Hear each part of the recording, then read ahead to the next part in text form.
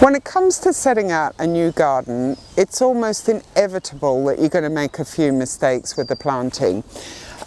This rosemary, for example, is a sun-loving shrub, but it's been planted in a spot where it just doesn't get enough sun. So I'm going to move it to a sunnier spot. Now, moving plants can always be a little bit tricky.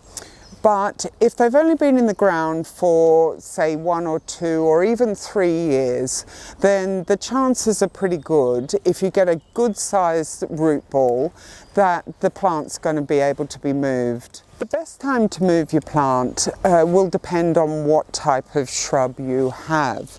Now, the deciduous shrubs tend to move best when they're completely dormant, so any time from, say, late autumn to early spring. The evergreen shrubs, however, tend to be happier being moved when the soil temperature's just that little bit warmer, so late autumn or early spring are ideal, but avoid that midwinter period. The day before you move the plant, make sure you give it a really good soak. And at that stage as well, you could also just give the canopy a light trim. And then when it comes to the actual move, you've got to just dig around the outside of the shrub, keeping in mind that the root ball will generally be roughly the same size as the crown of the plant. And then just try to sort of lever your spade underneath and just gently lever it up as you go around.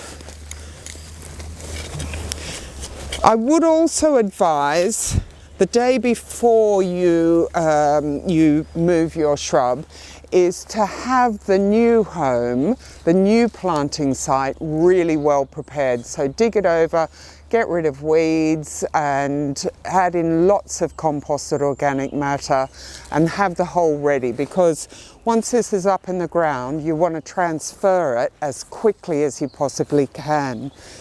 So there we go, that's loose now. And it's ready just to be lifted, and I'm going to hot foot it straight over to the new planting site. So this is the new planting hole. It's in a much sunnier spot.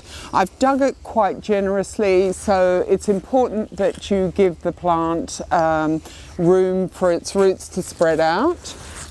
And I'm just going to lift it in and position it and make sure that the soil level is going to be roughly the same as it was in the previous bed. So just check that and then just backfill around it, firming it down.